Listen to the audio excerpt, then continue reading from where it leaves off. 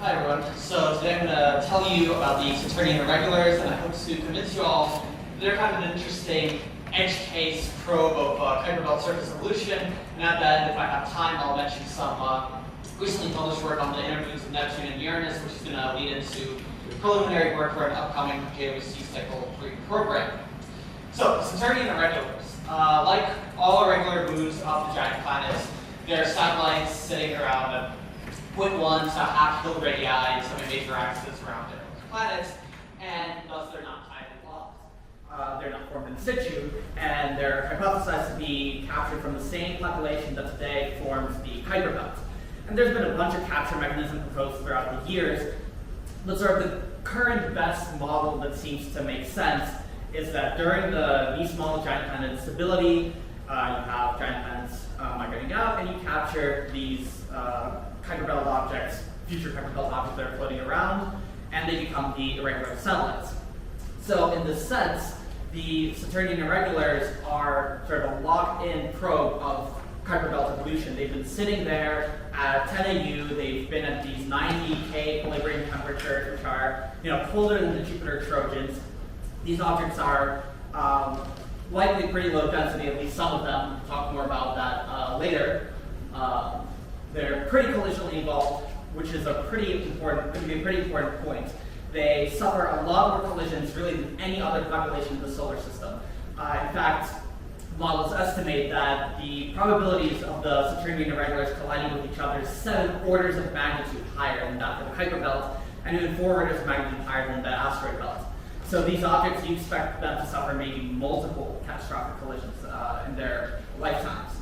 And so we have 3 JWST observations that I'll be talking about.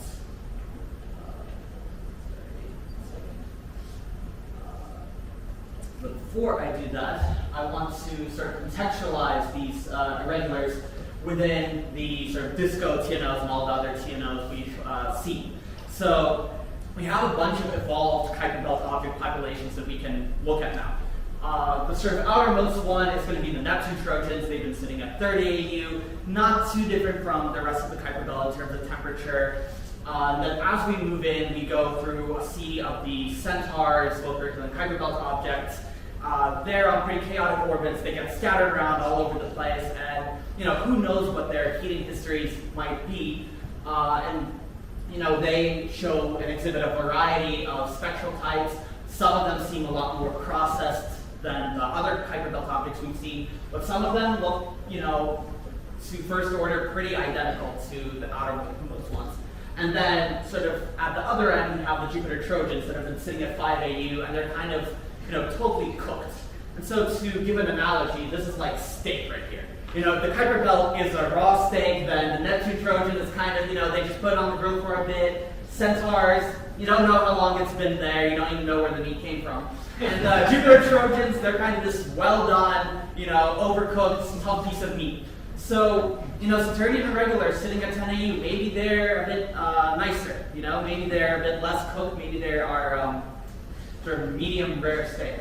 So the first medium rare steak I'll be talking about is Phoebe, which is the largest of the Saturnian Irregulars. It's around 200 kilometers in diameter, and it's been kind of well studied because we've had a VINS flyby, we've had a spacecraft flyby of it, and indeed, it is spectroscopically a Kuiper belt object. We've thought of irregular satellites as captured KBOs, but now we kind of have proof. So I did a bit of pretty simple modeling here. You just take a bunch of the spectra from the DISCO program, Centaurs, linearly mix them, and to first order, you see that you get something pretty similar to Phoebe. Now, yeah, the water ice is a bit shifted, Phoebe has a bit more organics, but within the range of spectral types that we see, fully fits in. So we do have confirmation that Phoebe is captured KBO, and what we have is this regular CO2, the organics, the Fresnel peak, everything. But the contrast is going to be the other 2 Saturnian Irregulars. So if we look at the other 2 smaller ones, Cyrnark and Algeorix, which are around 40-kilometer sized objects, they look entirely different. They have no evidence for the water ice overtones. They have still the organics and the CO2, but they're missing that water ice, and the 3 micron band depth is much smaller. Not as small as the Jupiter Trojans, but much smaller. And so if you look at these details, they really don't look like any of the KBOs we've just seen, 70 or however many spectra of.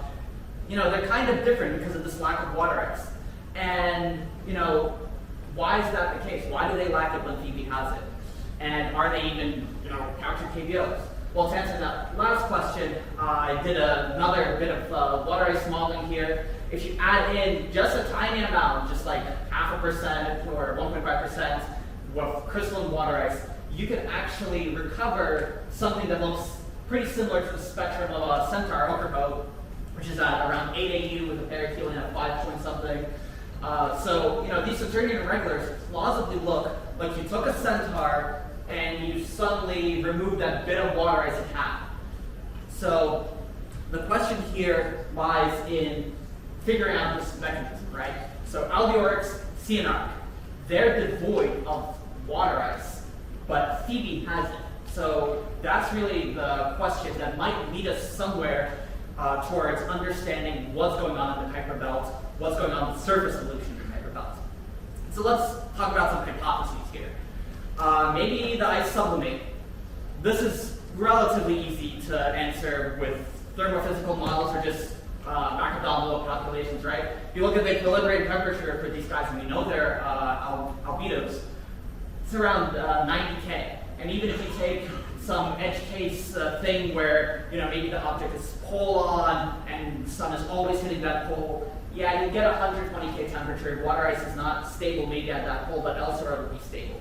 So it's kind of unlikely to think that the water ice would have all sublimated just due to pure temperature effects. And if you look at all of the other Saturnian satellites, or the Saturnian rings, they're extremely icy, right? So we see plenty of water ice throughout the Saturnian system. So sublimation doesn't seem like a likely hypothesis. We can rule that one out, I think. Well, a more complicated hypothesis is maybe the H2O was really never there. Like, these are small objects. Maybe there's some size effect. We haven't probed too many things that are 40 kilometers. Maybe for forming that small, you don't have the water ice. Thing is, most of the Centaurs we see do have water ice. Even the tiny things we look at, like 39P, they have water ice. And the ones that don't, well, those are the 2 down here, the sort of cliff shape or whatever, and they have different spectral slopes in the infrared and visible. They're very red, whereas the Saturnian satellites, they firmly match the spectral slopes in the visible and the near IR to a lot of these KBOs that are very clearly water ice rich. I mean, we saw how much it looks like ochre when you just add in that little bit of water ice. So it's pretty impossible, I would think, to suggest that they never had water ice from the very beginning. So here is sort of my hypothesis as to what's going on with these 2 weird objects. I think it's catastrophic collisions that are sublimating the water ice, where smaller collisions don't work this sort of sublimation magic on Phoebe. So what's happening? Imagine your population again of the irregulars. You had all the retrograde objects, which Phoebe was one, and you had a bunch of these smaller moons. And then you have these prograde objects. And if you're going at 2.5, 3 kilometers a second velocities, and you're hitting another thing that's at retrograde, you have these huge relative impact velocities. If you do just a back of the envelope calculation, you can find that the peak shock pressures are like 25 megapascals. And that is going to definitely melt all your water ice, and you're probably going to sublimate a large chunk of it. And you can turn to more advanced n-body simulation. There's this paper from Judson and Michelle, 2020, and they show that when you have really high impact energies, you can get ice mass fraction that's vaporized of up to 40%. And then if you look at the left part of that chart, once you have collisions that are not catastrophic, so less than 1 on x-axis, you're maybe vaporizing a very tiny portion of that material. And again, another piece of evidence, you can look at the heat of vaporization for ice at 3 million joules per kilogram, and those impact velocities are going to produce energies just enough to vaporize a lot of that ice. And even if you say, okay, well, one collision might not do it, look at that, these n-body simulations, they say 40%. Remember that these objects are colliding at much higher rates than anywhere else in the solar system. So you might get 3, 4 catastrophic collisions for these objects. I think the simulations from this morning showed that we had 100 times the mass in the irregular satellites than you do currently. So if you're depleting 99% of the mass through collisions and all of that falling in closer to Saturn, I think it's pretty possible to say that it's this impact history difference that's causing volatilization of water ice on the smaller ones. And again, with Phoebe, the difference is that it sort of has geology. It's dense at 1.6 grams per cc, and it's a pretty spherical object. So you have hydrostatic equilibrium probably, and it doesn't look like that sort of low porosity, very rubble piling material. We know it has higher porosity. So I think this is what's going on. You have Phoebe as this sort of solid object that's remained resistant to catastrophic collisions, and everything that's catastrophically collided, water ice is gone. Caveat, we still see the CO2 there. Why is there CO2 when I'm claiming the water ice is sublimated? Well, I think this is actually the most important point. The CO2 can come later. So in the lab, we see that when we irradiate organics, you can get CO2, you can produce CO2. And I think the implication that we see the CO2 on the small Saturnian irregulars but don't see the water ice means that throughout the solar system, you can form CO2 later. It doesn't have to be something we primordially trace all the way back to the, Mies model instability or even to the protoplanetary disk. Like, it can form later on, and this is something that's been discussed in Galilean satellite literature. But I think this is a key takeaway. The CO2 can form later in the solar system. You can form it through radiation of organics, and I think this is a cool way of demonstrating that. So I'm going to go now to a bit of a detour to Uranus and Neptune farther out. So a year back, we kind of realized that there's this public outreach data set for pretty pictures of Uranus and Neptune that were taken to put on the Wikipedia page. I mean, if you open the Wikipedia page for Uranus or Neptune right now, these are basically the images that are right there. But if you look, there's these tiny dots around them, and those are the inner satellites. And these inner satellites are another very collisionally processed group of objects that we can look at, and that's what we did. We have 4-band spectrophotometry. Not a lot of data, but this is infrared data we're not going to get outside DWC, and we can use it to compare to the whole set of Discotia nodes. That's what we did. We got the spectrophotometry for Puck, which is a Uranian inner satellite, and Proteus, a Neptunian inner satellite, and we showed that plausibly they kind of look like the some Neptune Trojans, maybe the KBOs, like the bowl-shaped ones, but they have this OH feature, right? Not much else to say. But we applied for some JWST time to get a lot more of these and to look at the sort of full picture of Neptune and Uranus. So that data is coming soon in my program, where we're going to get 4 of these small inner satellites to try to constrain what's going on with all this ring material, with all this heavy collisional material that's between the regular satellites and planets. Look at some mid-sized satellites which are an interesting probe of hydrostatic equilibrium. Proteus is this rubble pile, and Uranus' Miranda is this solid object, and get more irregular satellites. So, takeaways, again, these small Saturnian irregulars, probably their water ice is gone because of collisional removal, whereas Phoebe, a larger object, has kept its water ice. And again, with the CO2, we still see the CO2 even though the water ice is sublimated, which means it has to be able to form later. In terms of predictions, with the Uranian irregulars, on the smaller one that we're going to look at, we should see the same effect. The other one we're looking at is a 150-kilometer object, so uncertain. And with the Neptunian irregular we're looking at, Nereid is a large one, and we already know there's water ice. And I would expect it to look not too dissimilar from Phoebe potentially, maybe different water shape due to different temperature. And similarly with the inner satellites, they're also collisionally processed, so maybe we see the same effect, but they don't suffer as many collisions, so maybe not. So that's all I have to say. Thank you.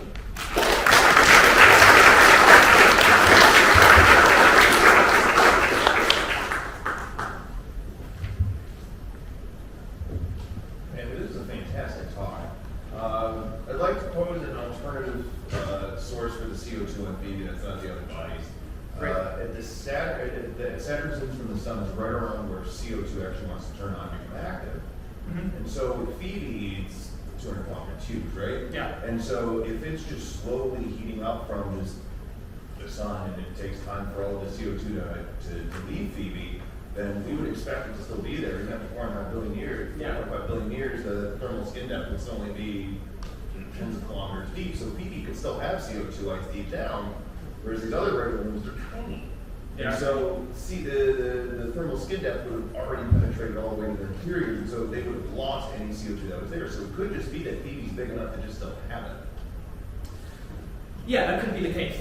On Phoebe, you could just still have it, and you see that Phoebe has a much larger band depth, and it looks a bit different than the other two. So potentially, yeah, Phoebe could still have the primordial, and those two have it later. But I think the grander point is, in the solar system, we can have both, right? We can have our cake and eat it too in terms of CO2. Right, and I really like the idea of differential impacts causing a lot, especially with Phoebe being so big. It's more resistant to being completely destroyed by these things. So. Hi, Matt. It's actually working now. I really like the idea of collisions removing the water ice on the smaller bodies, but the one thing about Phoebe that seemed to not fit that picture, the basins on Phoebe are where the deepest water ice absorptions are found. And I agree with you, these extremely high velocity collisions are likely to obliterate a lot of that water ice. And yet, despite that, the deepest things we see have the most water ice. So why is it the center of the points of impact, even on a body that has its own geology, still have the most water ice? So I think it's because, three phases of water, right? You have solid, melt, and vaporization. And those impacts, they vaporize a bit, but they cause a lot more melt. And that melt, I think, subsides deep into the craters. And that's a plausible explanation for why it's down there. I have a question. I'm going to really mess up this. So I want to follow up on those collisions. It wasn't clear to me the mechanics of it. So you were saying that catastrophic collisions are catastrophic. So when do you think these collisions happen? In Kuiper during the splashing, the capture, and lower the initial sizes? So I think... your answer. Could you do me a favor? Keep the microphone close to your mouth. Yeah, what I'm to do. I think the collisions happen after capture. So once you capture, you just do it, if you think of this in terms of like n sigma b, like number, density, cross-sectional area, and velocity, right? That is where you get everything inside 0.5 milliradii, so you get the collisions there. And I think it probably would have happened after you get rid of any gas, everything, and then the regular moons of Saturn are going to cause perturbations, and they're going to cause these retrograde versus prograde captured objects to start hitting each other. Any guesses on the initial sizes? I mean, it would be the same size distribution as the Kuiper belt. I mean, the size distribution of the Kuiper belt is very different from what we see in the Irregulars, but initially, it would be similar.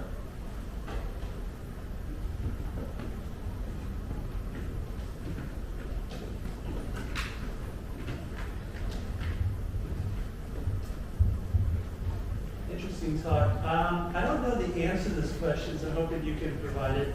I think the isotopic composition of CO2 and water on Phoebe may be important to this problem. Roger Clark reported some data from seeing DIMS that are frankly just difficult to understand. So what do you think about that?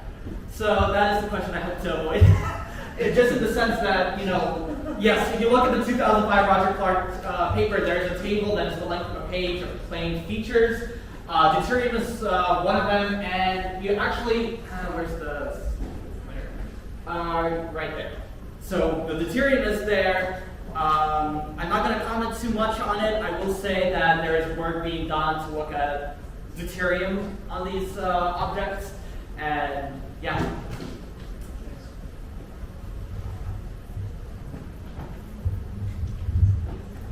So it comes from the common community perspective, and more people are talking about commons being very collision and post-collision as well. Yeah. That's happening during the scattering.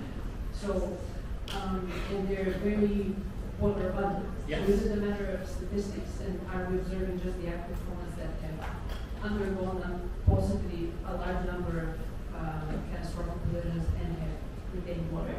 Or are the numbers that different? I think the irregulars are just that much more likely to collide than anything, even comets.